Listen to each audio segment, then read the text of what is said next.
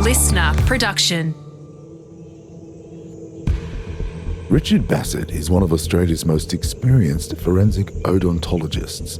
His work is complex and important in solving high-profile murders like that of the Vampire Gigolo, but also in identifying victims of mass fatalities and mass disasters. He raped and tortured a girlfriend of one of the other underworld figures, and part of the suite of injuries was a bite mark on her thigh. In this rewind episode of Crime Insiders Forensics, former host Kathryn Fox discovers how forensic odontology is helping to solve and prevent crime in Australia. There was a pretty clear bite mark. I went out to the hospital and took forensic photographs of that bite mark with measurement scales, etc., etc. And they had a suspect in prison, and then I was asked to go and see him in prison and take plaster casts of his teeth. And I wrote my bite mark report, but on the day of the trial, as he was going to court, he was murdered on his way to court. So I saw his victim, I saw him while he's alive, and then I saw him in the mortuary a few days later. So it was a really odd case. Very unusual combination. But what was the actual process when you go and examine a surviving victim? Obviously, someone's been traumatised. What you're saying, it sounds like she really was tortured. And I gather there was also a medical issue with her tongue. Yes, so that had been removed by this person, by her attacker. So she was in a state of unconsciousness when we went to examine her. So the first issue you have there is consent for examination, because you can't just examine someone willy-nilly. If someone's unconscious, how do you gain consent? But the police had gained consent from, I think, members of her family and her next of kin. And so she was examined, and that examination involved photographing the bite mark in various light conditions and various angles and using the right scales so I could measure, get them right measurements. And then when you've taken impressions of the alleged perpetrator, you pour those up in plaster. So you have plaster models of the teeth, and then you, back in those days, it was actually using a photocopy machine to photocopy the biting edges of those teeth and then scan that into Photoshop, scan the photos of the bite mark into Photoshop and see if they're in any way the same, if there's any individualising features on the teeth that are represented in the bite mark. And what did you find? The perpetrator had the most perfect set of teeth, like absolutely all straight, lovely teeth, as do nearly everyone in that age group. They had orthodontic treatment, their teeth were all nice and straight. So literally anyone could have made that bite mark. There wasn't anything in his mouth that was particularly individual enough that it showed itself up in the bite mark. The bite mark just looked like anyone could have made it. And bite marks aren't that clear anyway. And the thing you need to think about bite marks is that they're made on a soft elastic surface. It's not like a bite mark in a piece of chocolate. So when you bite skin, the muscles underneath might be tense. And then when the muscles are relaxed and you take a photograph of it, the bite mark's a different shape. The arm might have been up in the air when it was bitten. And then when you put it down and relax it, the bite mark might turn into a complete oval shape instead of the round shape that it was originally. So the dimensions change, the shape of the injury changes, and so that's why bite marks are in no way reliable. In my mind, you can't identify someone from a bite mark. There's people out there still practicing it and still providing opinions saying you can, and it's my strong belief that you actually can't. It's unscientific. There's no science to back up the comparison, and you can't prove it in any way, shape or form. Does bruising affect the image as well? Yeah, indeed. Bruising can occur at a lot of the evidence in bite mark is the bruises left by the individual teeth, but bruises change over time. They migrate with gravity. Some people are more prone to bruising than others based on medical conditions or age. So the interpretation of an injury to match a particular thing that caused it is pretty much guesswork. So if that had gone to court, obviously with the accused murdered, it didn't go to court, how would you have presented that information to a jury? So my information would have been that whilst there's nothing individuating in the comparison of the bite mark on the victim with the dentition of the alleged perpetrator, I can't exclude that he was the one that did it. That would have been the extent of my evidence. He can be included as a suspect, but so can thousands upon thousands of other people. So it's really not helpful.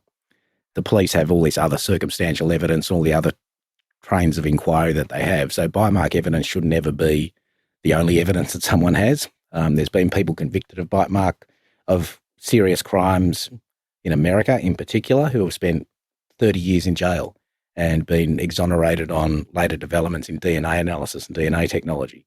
Is that because people taking swabs of the bite mark itself? No, not necessarily. Most of these cases involve homicides, and someone's seen what they think is a bite mark. They have a suspect in mind. They use a dentist who's a general practice dentist in America who does their comparison in all sorts of odd and weird and wonderful ways. There's no standardization. The dentist gets up in court and says, this person's the only person in the world that could have made that bite mark. That was the case in the Ted Bundy trial. A dentist by the name of Richard Souveron, who made his name and pretty much brought bite mark evidence into the, 20th century, and people started using it all the time because the bite mark that was used to convict Ted Bundy was the same as all the others. Ted Bundy could have caused it, but so could 1,000 other people. But the dentist got up with a stick and said, I'm a professor of forensic dentistry and Ted Bundy's the only person that could have made this bite mark. And that was actually the only physical evidence they had on Bundy in that trial. The rest of it was all circumstantial.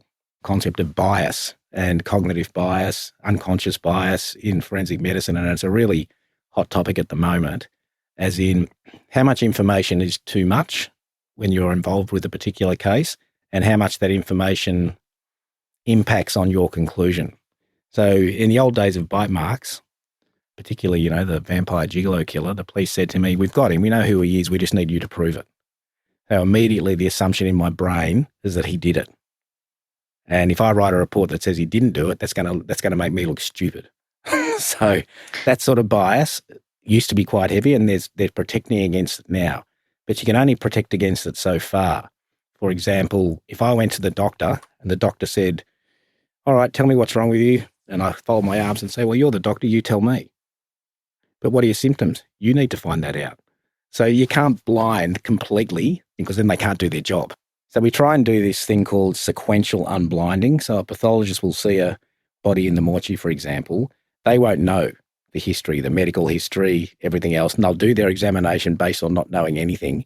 And then once they've done their examination and written some notes, then they'll be given some more information to see if what their findings fits in with the circumstances. That's probably the best way we can do it, but there's no way you can get away from having absolutely no bias at all. It's just not possible.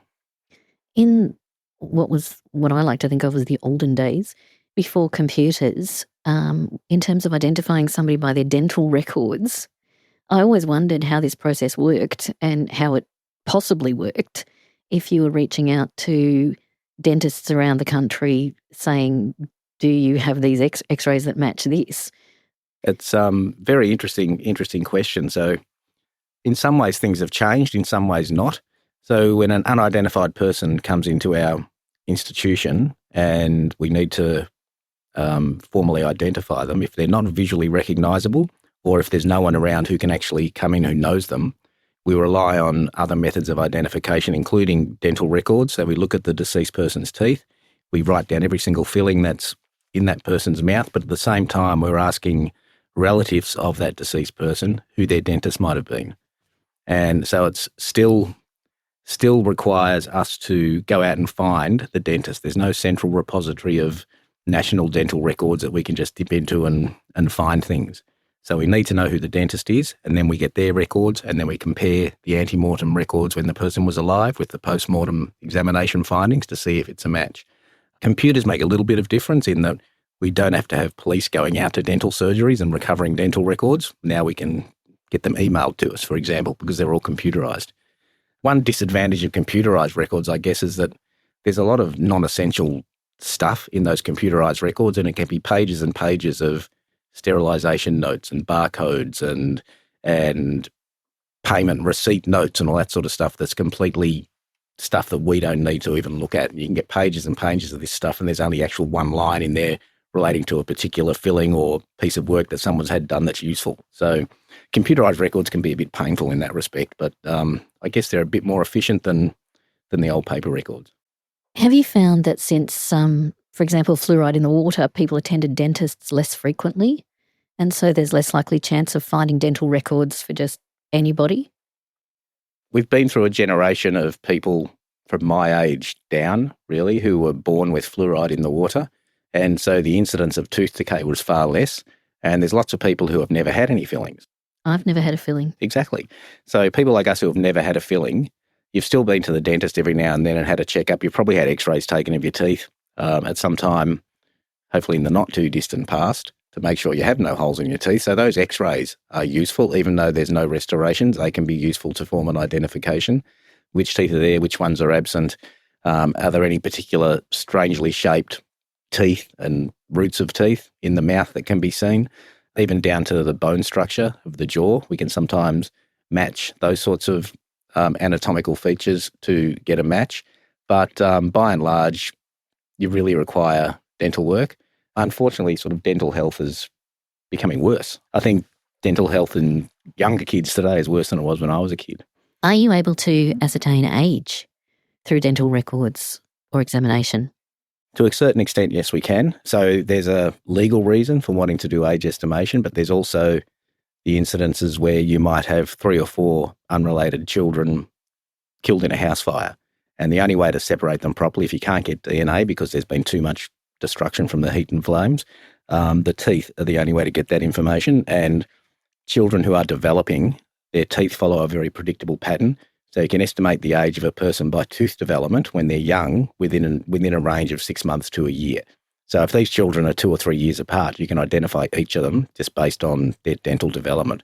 When you become an adult, it becomes much more difficult, of course, because you have all your adult teeth and there's nothing really in the dentition that prescribes in a logical way how someone ages. So, for instance, there's people who go on how much your teeth are worn down. If your teeth are worn down, you must be really old. But there's plenty of people who eat a diet that's full of crunchy, gritty, sandy food. And there's people that live on marshmallows who don't wear their teeth down at all. So that's a very variable thing. So as you get older, the width of range that you can prescribe to someone's age gets far greater. So what other tools you've mentioned DNA, you've mentioned imaging. What sort of imaging are you doing? So the imaging we're doing, apart from standard, intraoral photography of teeth and human remains, there's also post-mortem CT scanning. So the CT scan provides for a whole body about 2,000 X-ray slices that start at the top of the head and go down to the bottom of the toes. And those slices can be examined individually as individual little X-rays. You can look at things in great detail, or you can stack all those slices together and get a 3-dimensional reconstruction of the skeleton and the dentition, which you can rotate on a screen, look at in any angle you like, and you can see if there are fillings there, you can see if there are teeth missing, you can see if there's any crooked teeth or bent ridge, you can see all the details that you would see by looking in a person's mouth. So the introduction of that technology has meant there are less cases where we actually have to go into the mortuary and conduct a physical examination on the deceased person. We can just rely on the imaging to provide us with the same level of confidence that an identification is certain. Can you compare CT scan or MRI scan that the person had when they were alive? Perhaps they had it for another reason, but the jaw and teeth were included. Does that actually help you? That does help a lot, less so with the MRI scan. With a CT scan, definitely people will have had CT scans in hospital. And there are various parts of your skull that are anatomically very distinguishable. So, for instance, there's various air spaces in your skull called the sinuses and in your facial skeleton, and those sinuses are very individually and particularly shaped. And you can assess the shape of those on antemortem CT scans, take them while the person was alive, with the postmortem CT scans to see if you can match up those anatomical features.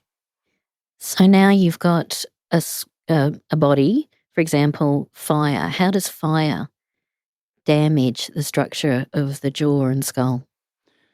So, I take my mind back to 2009, Black Saturday. I was heading the identification team during that time, and every single set of remains that came to us were severely affected by fire to the extent that a lot of them weren't recognisable as people. They were literally bone fragments, grey, white bone fragments that completely, all the organic material is burned out of them and there's no DNA or anything left.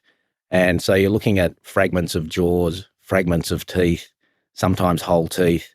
And this is where the sort of specialist skill comes in, where you need to reconstruct that into a recognisable lower jaw or upper jaw with the teeth in the right place. So you're looking at individual teeth and individual fragments of teeth and jaws and trying to reconstruct the puzzle back to what it was.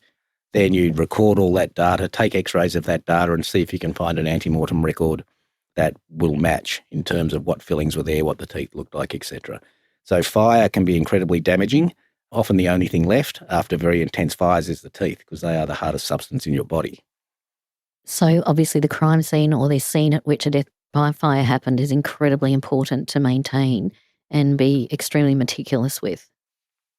There has been issues in the past where a forensic dentist or a technical specialist hasn't gone to a scene of recovery from a fire, and things have been missed and left behind, and we don't know what's happened to those things, and those things could be vitally important, like the one tooth that's got a root canal and a gold crown on it, for example, left behind. So police don't always, and lay people don't always recognise what is a piece of bone and what is just a burnt stick, and what is a tooth and what is just a fire-affected piece of gravel or stone. So picking up all those tiny clues can be vitally important at the scene to be able to make sure you've got the most information back in the mortuary to do a complete examination. When you have a scene and there's a lot of charring, burning, how do you differentiate human remains, bones, teeth from burnt sticks or other burnt items? How do I answer this? I've seen a million of them over the years, and you get your eye in and you get to see this stuff just because you've seen so much of it. And also, because of what we do, it's basically anatomy. So it's a very, very thorough anatomical knowledge of the structures of the head and the face and the dentition, etc., that these things sort of stick out, like the proverbial, when you see them in a pile of ash, you look down and you go, that's a molar tooth. And you can pick it up because you know the pattern. It's all pattern recognition, very similar to AI. It's just pattern recognition that we have learned over many years of looking at teeth. In terms of heat and fires, why is it that bones fracture? Do they explode, implode? Obviously, you have bone marrow in the centre, which is not solid. It's spongy. What is it that heat does to bones? Or is it that the joints give way, particularly in the skull? That's a good question. And it's not the joints giving way. The reason that bones crack and flake and burst apart and fracture is because, as you said, the marrow in the centre of cortical bones is soft, spongy, liquid, and bones also contain a lot of liquid. And when the fire's hot enough, that liquid boils. And when it boils, it lets off steam and it expands, so the bones just crack apart. It's very normal to see. So, a skull is made up of 3 layers: the outer table of the skull, the inner table of the skull, and in between is the spongy bone called the diploe. And those 2 layers often separate from each other. So often the outer layer of the skull will be completely missing because it's just cracked off and flaked away and burned away in a fire. So fire affects bones in lots of different ways, but generally fracturing, flaking, cracking, splintering of bones is just purely related to the heat. And that becomes a problem when you're trying to assess whether there was physical trauma involved before the fire that resulted in that person's death, or whether the fire caused all the injuries. So you then have to try and reconstruct. Do you reconstruct the skull? Reconstruct the skull, reconstruct all the bones, try and see any injuries that there's no way this is a fire. For instance, it's a bullet hole in the skull, or there's no way that's a fire. It looks like a chop mark from a machete in the skull. It doesn't look like any effective fire. You can tell the difference once you've got the skull reconstructed. So it's back to that 3-dimensional puzzle building again. Is it still really difficult though? Because if you've got the skull coming apart in so many pieces, how do you know if you're lacking a critical piece? There is some AI work going on at the moment whereby looking at a CT scan of a fragmented skull or fragmented remains, using AI to put them back together on a screen, pull all the pieces together. It's a really complicated thing because it's 3 dimensions and there's so many variables and so many factors. But one day I think we'll be able to use AI to, on a screen, reconstruct a skull in 3 dimensions. And at that point, you can start to see whether it's all effects of fire or whether there's a particular injury there. And do the sinuses being filled with air, does that impact what happens in a fire with the skull? They've all got entrances and exits. They all have, vents, for want of a better word. So maxillary sinus on either side of your nose that joins with your top teeth. You can clear your sinuses by blocking your nose and blowing. So there's always a communication area. So it's not a closed off, sealed space that's going to expand and explode in the case of heat. That's what I actually really wanted to know, because I'm thinking in terms of heat and soft tissue effects as well, because the skull is under all of this. Fire can completely destroy something down to its teeth. There's nothing else left. I don't think I've ever seen a case where the teeth have been completely destroyed. Even in crematorium, the teeth are still there at the end of the cremation process. And that's hot and for a long time. And I've been to a cremation and I've seen what comes out at the end, and the teeth are still there, the titanium hips are still there, and dental plates made out of chrome cobalt, they're still there, but the bones are just powder. So when someone gets their relative's ashes, do they have teeth in them or not? Yeah, they do. They do. They go through a grinding process. They run an electromagnet over the ashes first and pull out all the metal bits, and then they grind down whatever's left into actual dust, and that's what you get in your urn. Other forms of identification that you can use, facial reconstruction. What does that involve? Facial reconstruction is really interesting, and I'm researching quite intensively in that field at the moment. The traditional way of facial reconstruction, and you still see it today when they're putting faces on Egyptian mummies, etc., was many, many years ago. Someone did some research looking at how deep the tissue was over a person's face in various points. And they did this by sticking pins into dead people and measuring how far in the pin went at multiple points around the face. And so they constructed these tables of tissue depths over the zygomatic bone, for example, or over the point of the chin, for example, or the forehead. And the zygomatic bone, is a cheekbone? Sorry, the cheekbone, yes.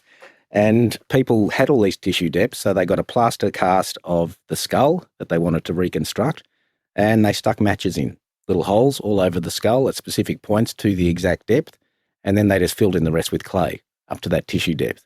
And they reconstruct muscles and reconstruct things, but there's no science behind understanding whether the final face looks anything like what the original person looked. There's no one to tell you whether they had red hair, blue eyes, black hair, brown eyes. There's no one to tell you whether they weighed 40 kilos or 300 kilos. So, and there's no way to tell whether the person was 20 or 40, for example. So a facial reconstruction is an approximation. Sometimes it has worked in the past, but mainly because they put a facial reconstruction, then they have some knowledge of what clothes the person was wearing when they disappeared and other factors about their disappearance. And so they'll put a photograph of the facial reconstruction with a hat and a scarf and, pink dress or whatever the clothes were that the person was wearing. And often that jogs people's memories. So they have worked in the past, and I've seen some facial reconstructions that really do look like the person that was missing. And I've seen some that look more like the person who did the facial reconstruction. It's used more in America than it is in Australia. We're trying to change that in the sense, so there's been developments over the years in computerization whereby essentially the computer puts tissue depth markers in and builds the face based on those tissue depths, but it's still just a computerized version of that old manual process using the same data. So the research we're doing now is using artificial intelligence to reconstruct a face on an unknown skull, and we do that by, in our database at the Institute, we've got probably 110,000 full-body CT scans. So most of those have heads, and they're all ages from 0 to 100, and males, females, etc., and all different ancestral makeups. And in a 3D reconstruction of a CT scan, you can see the bone, you can see the soft tissue, and you can see how the soft tissue relates to the bone. And with a database of 100,000, can an algorithm roughly approximate what a face on an unknown skull would look like, knowing that it has all these other ones to use as a training model? And beyond that, we're now looking at DNA analysis, which enables us to do a certain amount of phenotyping, so a certain amount of understanding the physical characteristics of a person based on their DNA. For instance, blonde hair, blue eyes, dark skin, fair skin, freckles. There's even research now looking at nose size and earlobe shape from genomic analysis. And if you combine the genomic analysis with the AI-developed skull reconstruction on an unknown skull, can that make a recognisable person? So we're doing this whole series of experiments. We're just about to start, whereby we have the traditional facial reconstruction using clay and plaster. Then we have a computerized facial reconstruction using the same data. Then we have the AI facial reconstruction with DNA. And then we have a real photo of the person and which one of those is most alike the actual person. It's a few years away in terms of any results and stuff, but if it works, it could be really, really interesting when you think about the millions of people buried in mass graves that people want identified. There's no DNA, there's no dental records, there's no fingerprints on all of these people, but people remember what they look like. And there's probably photographs of them in their mother's wallets and et cetera, et cetera. Coming up, Richard's first case and how he knew he'd made the right decision in moving from dentistry to odontology. May I ask you about your first criminal case that you were involved in? Do you remember it? I do remember it, and I remember it for a couple of reasons, but I remember it really clearly. So it would have been 2001, 2002, and I'd just left private practice as a dentist, and it was my first day at the Victorian Institute of Forensic Medicine. I was about to start a graduate diploma in forensic dentistry. And in those days, the mortuary was a lot less security conscious, I guess. They just sort of, anyone who was had an interest and who had a science background could start helping and doing stuff. So I was just in there one day and the forensic dentist who was normally on duty wasn't there. And this case came in and the director said, well, you're a dentist, you go and do it.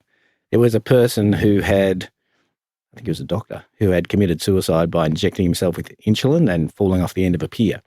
And his body wasn't recovered for maybe a couple of weeks. So when it was recovered, it was, as you can imagine, been in the water for 2 weeks. It was eaten by fish and all sorts of sea creatures, and bodies recovered from the ocean are particularly nasty in terms of how they smell and what they're like to interact with. So I was left alone in a room with this poor chap examining his teeth, and the police had a pretty good idea who he was. So they'd already provided dental records. So it didn't take me long to work out that it was him, but it was just, I guess, my first real experience to very decomposed, very confronting sets of remains, I guess. And I remember it because I was on my own in a room in this busy mortuary doing it. So it was an interesting experience. And as a dentist so far, you had only treated or examined live people? Exactly right. Yes, I'd only ever treated the living. I hadn't left private practice long before then, but it was a different world. I mean, I found it fulfilling in the sense that I was helping a family get the remains back for their loved one. I found it academically interesting when I started thinking about all the different aspects of death and decomposition and identification and all of the other issues that go along with it. And every day was different. That's the other thing I remember. Every single day was different. It was either research, then there was teaching, then there was casework, then there was going out to scenes. Whereas as a dentist, you go to work, start at 8:30 in the morning, patient, and off you go home. And it kind of wasn't as fulfilling for me. Where do you see forensic odontology going with things like AI and more technology and less invasive examinations? I think no matter what AI they bring on, and I'm working with a bit of it myself, so we subscribe to the idea that it's a human in the loop analytics where you don't let the machine just make the final decision. Every step along the way has to be assessed by a human to make sure that it's actually a valid solution to that particular problem. So I imagine there'll be AI technology out there not too far away whereby, for instance, a post-mortem CT scan could be compared to an ante-mortem CT scan in terms of the head, face, dentition, and a machine will be able to do the pattern recognition and match those two together quite well and quite accurately. I don't see that as being an issue. It still won't take forensic dentists' jobs off them. I can see in the future perhaps maybe photographs of crime scenes, a machine being able to pick out where the teeth are in that particular photograph amongst all of the other rubble around the area, simply again by pattern recognition, but someone still has to go and pick all those bits up and restructure them into some sort of anatomically correct jaw so that they can be analysed. A machine will never be able to do that. So I can see AI being sort of complementary in this field more than anything else. I really like there's a solution there, but you're not quite sure how to get there. And it's working out the steps to get to a solution. I imagine it's like any good detective, any good doctor, really. They're all sort of looking at various different symptoms here, different physical manifestation there, different set of circumstances from somewhere else over here, and trying to pull it all together and build the idea, or in a cohesive way, what might have happened to that person. This has been so informative, and you've actually answered questions that I've wanted to ask for such a long time and always wondered. So thank you so much for being with us today, Richard. We really appreciate it. You're very, very welcome. It's been an absolute pleasure. That's all we have time for in this Rewind episode. If you know someone who loves true crime, recommend our series to them. And check out our favourite clips. Search LiSTNR Crime on TikTok or Instagram. I'm Dan Mullins, with sound designed by Niall Fernandez. This series was recorded and produced on Gadigal land.